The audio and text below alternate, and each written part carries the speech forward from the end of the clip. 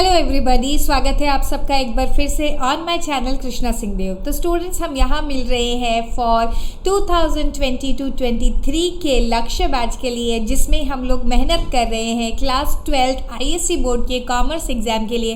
And हमारा लक्ष्य है 70+ मार्क्स अटेंड करना।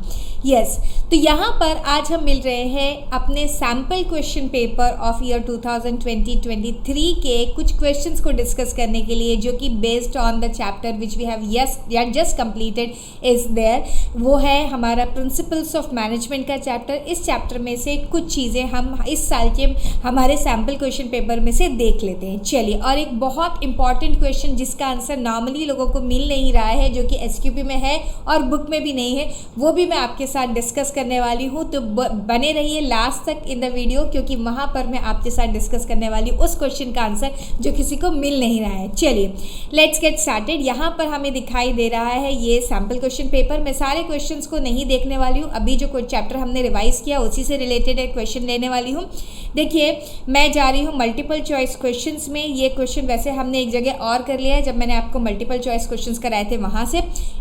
Spirit the crops means, spirit the crops मतलब कि ये एक टीम स्पिरिट या यूनिटी ऑफ स्ट्रेंथ है। हेनरी फ्योल के 14 प्रिंसिपल्स में से एक प्रिंसिपल है।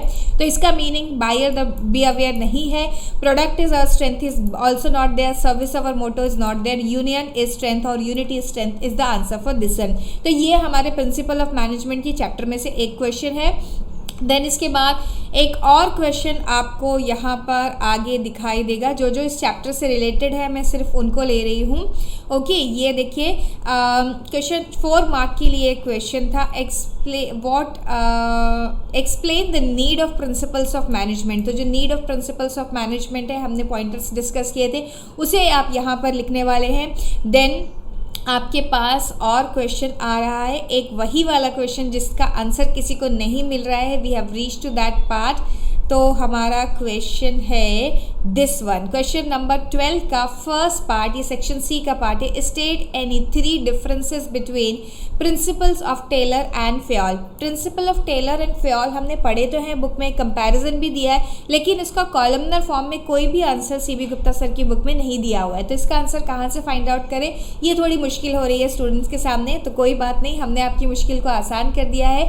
हम आपको बता देते हैं कि ये आंसर कहाँ पर अवेलेबल है। ये देखिए, मेरे पास ये एक स्कैनर बना हुआ है जहाँ पर मैंने सारे प्रीवियस ईयर के क्वेश्चन डाल दिए। तो 2017 में एक क्वेश्चन आपसे पूछा गया था, जहाँ पर बोर्ड एग्जाम में, जहाँ पर ये क्वेश्चन आगे सेम क्वेश्चन पूछा गया था, difference between the principle of management given by F W. Taylor and principle of management given by Henri Fayol.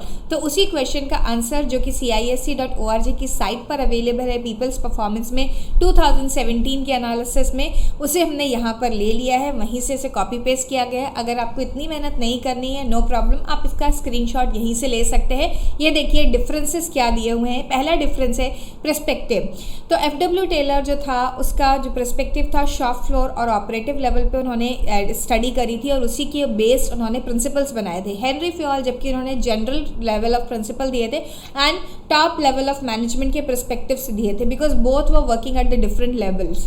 Then worked on scientific management उन्होंने वर्क किया एफ.डब्ल्यू. टेलर ने, वेयर एज हेनरी फ्योल ने general theory of administration बनाई, and he is also called father of modern management, whereas F W. Taylor is called father of scientific management.